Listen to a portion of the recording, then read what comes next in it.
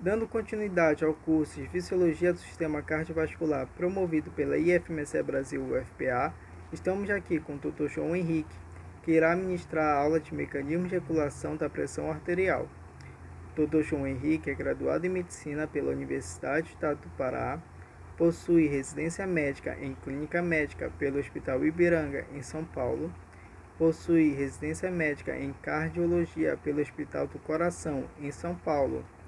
Atualmente está realizando residência médica em ecocardiografia adulto no Hospital do Coração, em São Paulo. Além disso, possui larga experiência em clínica médica e cardiologia. A partir disso, boa aula.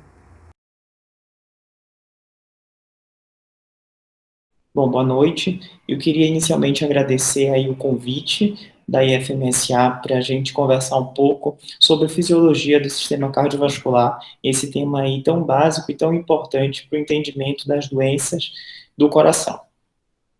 O tema que eles pediram que a gente conversasse, que eu ministrasse para vocês, são os mecanismos de regulação da pressão arterial. Eu fiquei bem feliz de participar desse curso de fisiologia, porque eu lembro que quando a gente está mais ou menos por volta da oitava série do ensino fundamental, a gente tem uma aula de sistema cardiovascular. E foi essa aula, esse momento que foi decisivo para mim, para escolher fazer medicina e escolher fazer cardiologia. Espero que vocês aproveitem esse momento. Bom, quando a gente fala em mecanismos de regulação da pressão arterial, a gente fala basicamente em quatro mecanismos: os mecanismos neurais, os mecanismos renais, os mecanismos vasculares e os mecanismos hormonais.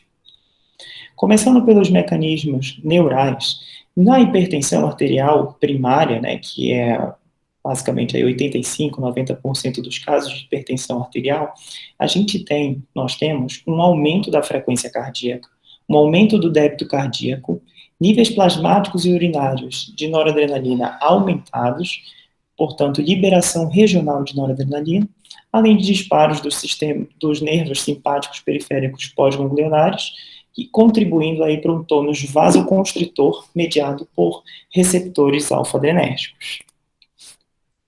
Quando a gente fala em mecanismos neurais que justificam a hipertensão arterial, a gente fala basicamente em hiperreatividade do sistema nervoso simpático. Os obesos, os pacientes que têm síndrome obstrutiva da apneia do sono, os pré-diabéticos, diabéticos, os renais crônicos, aqueles pacientes que têm insuficiência cardíaca, ou os usuários de inibidores da calcineurina, como a ciclosporina, todos esses são pacientes que têm hiperreatividade simpática, contribuindo aí como mecanismo fisiopatológico da hipertensão arterial.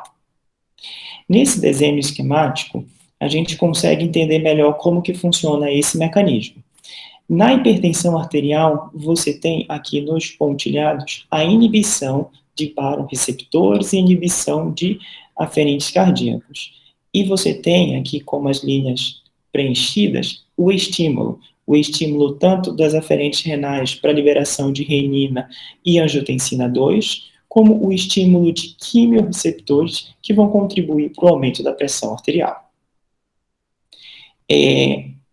A relação entre baroreceptores e hipertensão. Primeiro, o que são baroreceptores? Os baroreceptores, eles são sensores da pressão arterial, que estão localizados nos seios carotídeos e no arco aórtico. E qual a função desses receptores? É justamente manter a pressão arterial estável. Portanto, na hipertensão arterial, você tem uma alteração desses baroreceptores. Já foi descrito, né, alguns estudos que utilizaram cães e implantaram nesses cães marcapassos do tipo baroreceptor na carótida desses animais. E isso foi estudado justamente para, no futuro, validar aí o uso desse tipo de marcapasso naqueles pacientes que são hipertensos, que têm hipertensão refratária, né? Refratária a vários antipertensivos.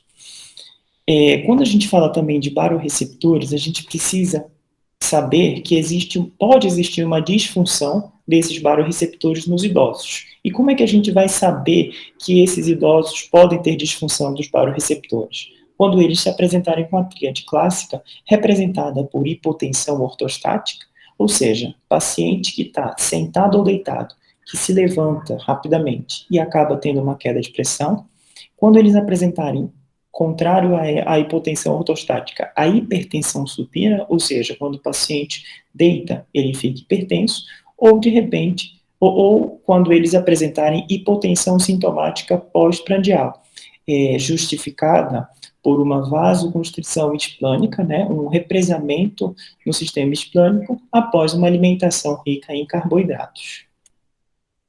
E a relação entre obesidade e hipertensão? Quando o paciente está aí desenvolvendo obesidade, né, está aumentando o peso, o organismo ele percebe esse aumento, essa ingestão aumentada de substâncias nutrientes de forma excessiva e ele acaba ativando o sistema nervoso simpático, que vai ser de grande importância para a queima de gordura. Então, o paciente obeso, ele tem ativação do sistema nervoso simpático, por isso que existe essa relação entre obesidade e hipertensão. Naqueles pacientes com síndrome obstrutiva da apneia do sono, também há hiperestímulo do sistema nervoso simpático.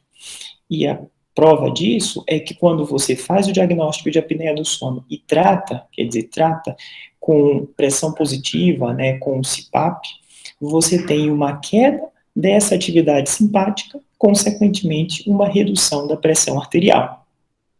Esses pacientes que têm hipertensão, eles também estão sujeitos às complicações da hipertensão arterial, que são o acidente vascular cerebral, fibrilação atrial e morte cardiovascular. Pacientes hipertensos que têm apneia do sono são diagnosticados com apneia do sono, o tratamento adequado desta apneia pode normalizar a pressão e curar, entre aspas, a hipertensão desses pacientes. E a longo prazo, o que acontece, né, com essa hiperreatividade simpática? Você tem liberação de renina, ativação de receptores beta-1 no aparelho justaglomerular, consequentemente uma reabsorção de sódio nos rins e perpetuação do mecanismo fisiopatológico da hipertensão arterial. O segundo mecanismo que a gente vai conversar, são os mecanismos renais. O rim, na hipertensão arterial, ele muitas das vezes pode ser culpado pela hipertensão, ou às vezes, muitas das vezes, ele pode também ser vítima da hipertensão. Já foi demonstrado, já foi comprovado que existem defeitos do tipo adquirido ou hereditário na excreção do excesso de sódio imposto pela dieta moderna rica em cloreto de sódio. E é exatamente nesse ponto, é esse ponto que justifica o mecanismo renal de hipertensão arterial. Então, você tem um déficit na excreção do sódio, consequentemente, você tem mais sódio, o sódio em excesso aumenta o volume plasmático, aumentando, por sua vez, o débito cardíaco e promovendo aí também aumento da resistência vascular sistêmica, contribuindo para a hipertensão arterial. A maior prova é que naqueles pacientes normotensos, quando os normotensos têm um aumento de pressão, o rim acaba entendendo e agindo a esse aumento de pressão, com o aumento também da excreção de sódio pelos rins, consequentemente reduzindo o volume plasmático e normalizando a pressão arterial. Por isso que pacientes hipertensos com hipertensão não controlada, às vezes podem queixar de nictúria, justamente como reinterpretando aquele aumento pressórico, promovendo a excreção de sódio, consequentemente reduzindo o volume plasmático na tentativa de reduzir a pressão arterial. Bom, o terceiro mecanismo que a gente vai falar são os mecanismos vasculares. Quando a gente fala em mecanismos vasculares da pressão arterial, a gente fala basicamente de disfunção da célula endotelial.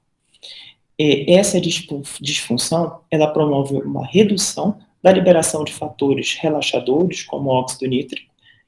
Contrariamente, também promove um aumento da liberação de fatores constritores, fatores pró-inflamatórios, fatores trombóticos e fatores de crescimento derivados do endotélio, como endotelina, tromboxano e fator de crescimento transformador beta. A PCR, né, a proteína C reativa, ela pode ser utilizada como marcador de inflamação dos vasos sanguíneos. Bom, uma vez falado de disfunção endotelial, a gente precisa falar sobre o remodelamento vascular, promovido, né, por conta dessa disfunção da célula endotelial, da ativação neurohormonal e da pressão arterial elevada. Quando a gente fala em remodelamento vascular, existem dois tipos de remodelamento. O remodelamento das pequenas artérias, representado por essa figura, e o remodelamento das grandes artérias, que eu vou falar posteriormente.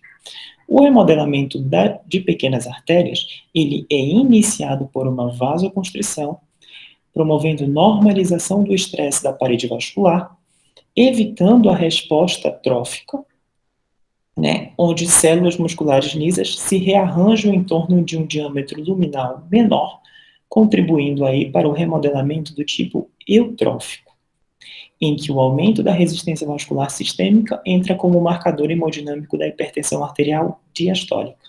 Essa figura, ela representa o mecanismo fisiopatológico. Aqui vocês podem observar, né, um esquema de um corte transversal de um vaso, de uma pequena artéria, em que você tem essa linha preta a íntima, essa porção vermelha é a média e a linha preta mais externa é a adventícia.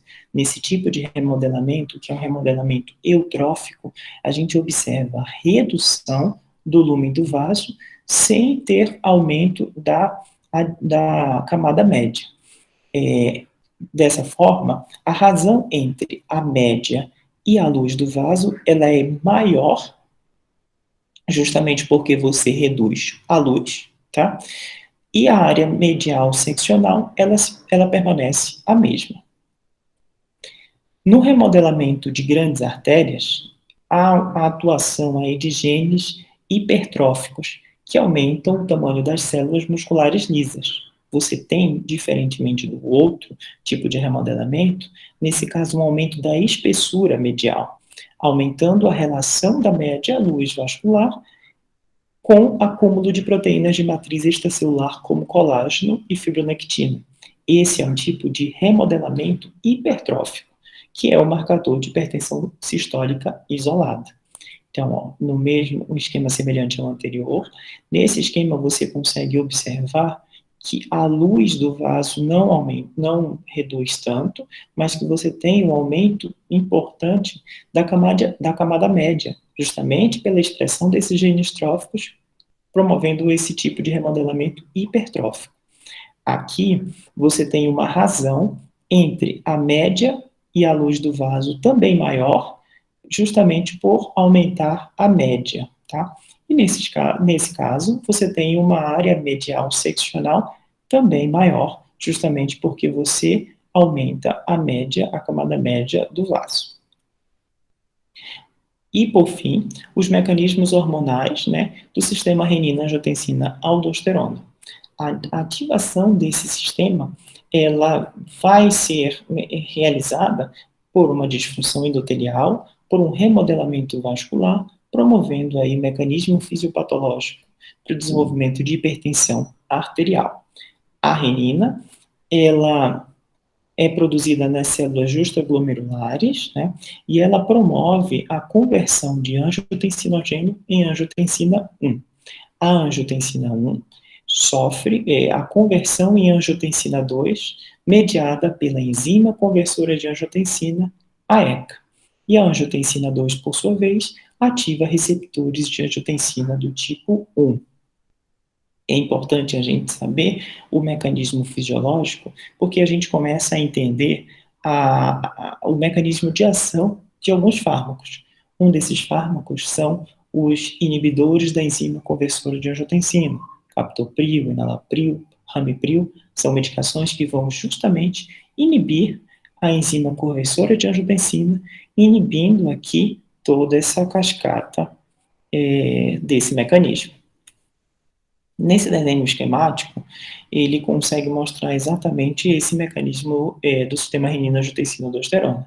Então, angiotensinogênio sofre a ação da renina, sendo transformado em angiotensina 1, que sofre a ação da enzima conversora de angiotensina, convertendo-se em angiotensina 2, que promove a ativação né, de receptores de angiotensina do tipo 1. A ativação desses receptores ativa o sistema nervoso simpático, e se vocês lembram do que a gente conversou anteriormente, sistema nervoso simpático aumentado contribui aí para a hipertensão arterial. A ativação desses receptores também promove inflamação. Você tem também liberação de aldosterona, que promove uma reabsorção de sódio, também contribuindo para o aumento da pressão arterial. E esses receptores, eles também promovem o crescimento celular.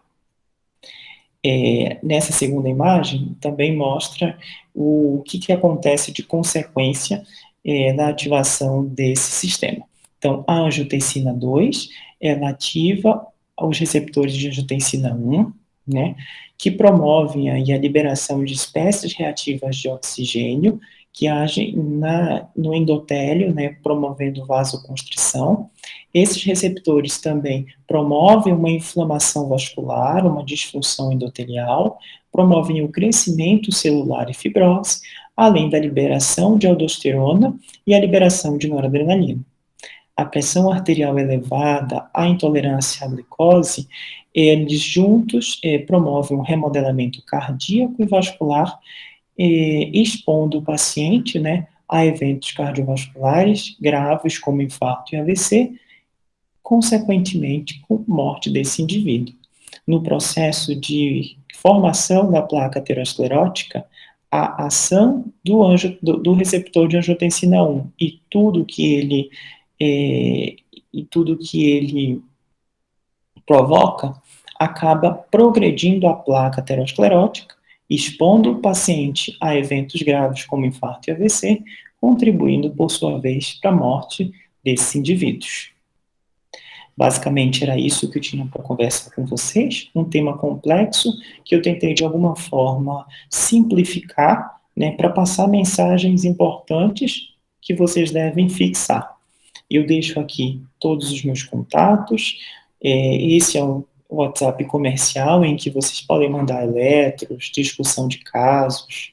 Eu estou aí disponível 24 horas por dia. Sigam nas redes sociais, Instagram, Facebook, e qualquer dúvida, qualquer necessidade, pode entrar em contato comigo, que eu vou ter o maior prazer de responder vocês. Até mais.